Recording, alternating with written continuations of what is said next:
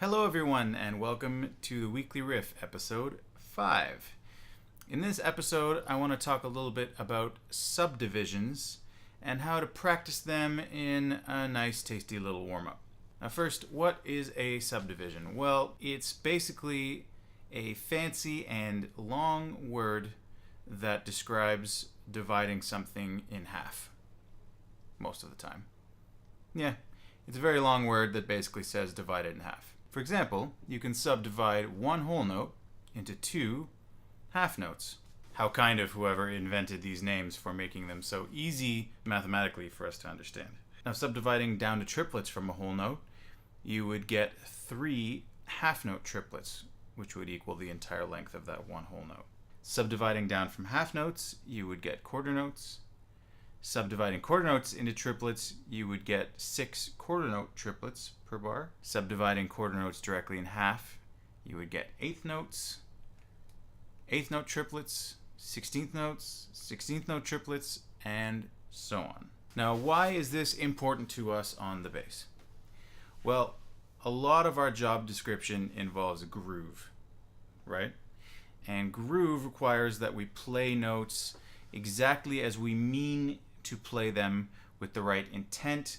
It also has to do with tone, but putting that note right in the right spot, right in that, as they call it, the pocket, taking that one note and just placing it in the exact right place so that it feels really good to everyone listening, that has a lot to do with how well you subdivide. A lot of what makes a really good groove is that preparation and planning, just thinking a little bit ahead of time. Okay, we know we've been playing quarter notes this whole time, we're going to have to jump to eighth notes soon. And when that moment finally arrives, you're so ready and you know exactly how those eighth notes are going to feel. Right as the first one hits, you can kind of pounce on it with this precision and confidence, and that will really help with your groove playing. The exercise that I want to show you today involves playing a 2-octave major scale and involves a concept kind of similar to one that we talked about in a previous video, my one on right hand warm-ups. So if you haven't seen that one, this might be a good time to go check it out and then report back after. Now, in the right hand technique video, basically what we were doing is every time we finished a pattern, we were shortening the amount of time, the amount of beats that we stayed on each string for without moving down to the next string, right? Well, in this example, what we're doing, once we're done a pattern, we're actually going to hop down to the quicker, or the next quicker subdivision. Let me show you what I mean. I'll start by showing you the fingering that we're going to use for this particular scale. What makes this fingering nice? Because we don't necessarily want to be thinking about our fingerings when we're doing this. We're working on something else. We're working on our subdivisions. So the fingerings should kind of be on autopilot, and this set of fingerings kind of helps you attain that. For a major scale, it's pretty brainless in that you only have to think about using your first finger, third finger, and fourth finger. Your second finger never gets used. And I'll show you how that works right now. So let's start in G, the 3rd fret of the E string. And whenever I say shift up, it's always going to be 2 frets. Shift up means 2 frets every time in this case. So we're going to start with our first finger on the G. So it goes first finger, shift up, 3, 4, first finger up a string, shift up, 3, 4, up a string, 1, 3, 4, 1, shift up, 3, 4. See how we only use our first, third, and fourth fingers. On the way down, it's exactly the same thing, just in reverse. So 3, 1, shift down, 3, 4, 3, 1, 4, 3, 1, shift down, 4, 3, 1, shift down. I'll play that one more time. 1, shift up, 3, 4, 1, shift up, 3, 4, 1, 3, 4, 1, shift up, 3, 4, 3, 1, shift down, 4, 3, 1, 4, 3, 1, shift down, 4, 3, 1, shift down. So that's the fingering pattern that we're going to use for these 2-octave major scales that we're going to be playing. And now for the interesting part. Let's do a little bit of quick math so we can figure out over several bars how these are going to line up. Now, each major scale has 7 notes in it, starting with the root and going up to the 7th, and then we start again at the root and go up again.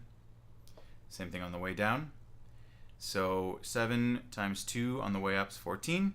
And then we do that again coming down. That's 28. So we're playing 28 notes in this particular pattern. So when we're playing quarter notes, which is going to be the first subdivision that we start at, that's going to be 28 beats. No problem. 28 goes into 4. So if we're talking about 4 beats per bar, that'll line up just fine. Once we're done playing that pattern in quarter notes, though, we're going to step down to quarter note triplets. And here's where things get a little interesting. Quarter note triplets basically involve playing 3 notes per 2 beats of space, meaning you're playing 6 notes every bar. Now, does 6 go into 28? No, it does not. So, once we've played that quarter note triplet pattern up and down, we're not going to land right on 1. But is that going to stop us? No, we're just going to keep going. Eventually, it's going to turn around again. Basically, if you take 28 notes and try to divide it by 3, which is what we're doing when we play something in triplets, you get 27 remainder 1. So we're going to be 1 triplet off from lining up. So if we then play the scale directly again, we get a 56 note scale, 28 times 2. And that doesn't go into 3 either. If you take 56 and divide it by 3, you get 18, remainder 2 now, so we're only 1 triplet away. And of course, if you take an 18 note scale and times it by 3, of course it goes into 3 because we just times it by 3. So basically what all that math that you may or may not have been following means, or goes to say, is that we need to play this entire triplet pattern 3 times before it will line up.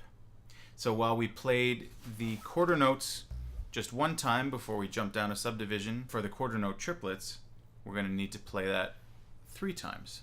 Okay, so far, quarter note 2 octave scale once, quarter note triplet 2 octave scale 3 times. Once that's done, we jump down a subdivision to simple 8th notes. Now, because that's all nice and square, we'll play that passage 4 times through. Then we jump down another subdivision and we get to 8th note triplets. Same math as 8th note quarter notes applies. It's only going to turn around every 3 times we play through the passage. So we'll play that one again 3 times. Then we'll get to the final boss, which will be 16th notes in this case. And we will play that pattern again 4 times through. Make sense? Now, of course, the final element that we're lacking is our handy dandy metronome. Don't ever play this stuff without one. I just realized I've been recording this whole video without turning on my fancy lights. Sorry. Do we look a little dim? How's this? Any better? Seems better. Sorry about that. Got too excited. Started recording before I was fully set up. Okay, so we were just talking about metronomes again. I'm not going to spend too much time on this because I talked about it in another video. But basically, don't ever practice any of these types of techniques without using a metronome. It simply won't do much good because you don't have a frame of reference to measure how accurately you're playing. Need that metronome. So, as in most warm-up examples, the actual speed of the metronome is completely up to you. It is all to do with your comfort level and where your technique is at. For the purposes of this demonstration, I will set our metronome today at quarter note equals 100. And again, I'm just using metronomeonline.com, free. There we go. And let's start this off. So we're in the key of G, starting with our first finger on the 3rd fret of the E string, and we're starting with quarter notes. So here we go. 1, 2, 3, 4.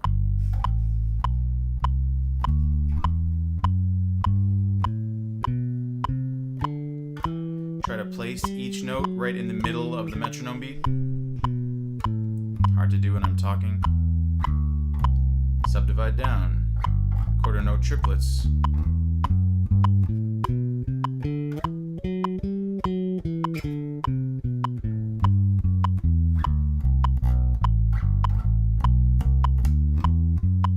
Now again, it doesn't line up every time, only every 3 times. So this is the second one, it's not going to line up. This one will line up. And then we go to eighth notes. And again, we're cueing up this rhythm in our head. Here we go.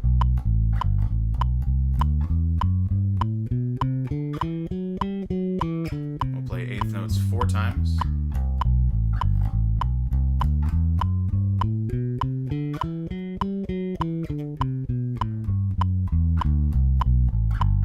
Try to keep everything even.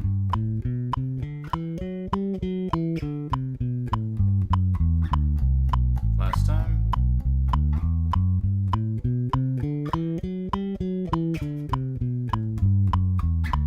Eighth note triplets.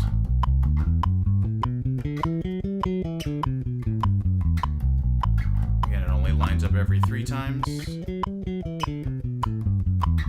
One more time.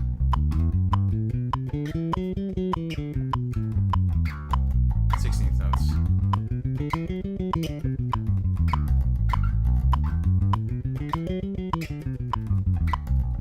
Four times.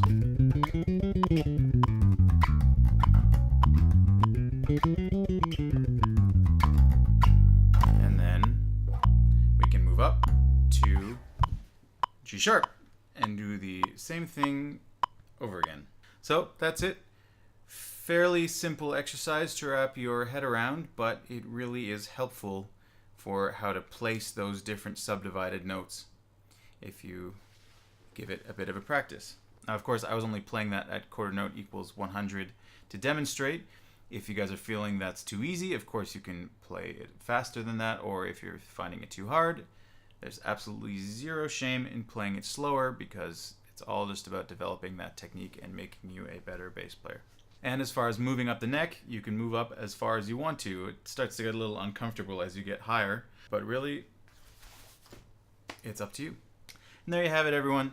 I hope you enjoyed this video. If you found it at all helpful, I'd really appreciate it if you hit the thumbs up button and subscribe to the channel if you haven't already. I will release a video like this every Wednesday and a cover every Friday. Hope everyone's having an awesome week so far. And until next time, it's Benny the Bassman signing off.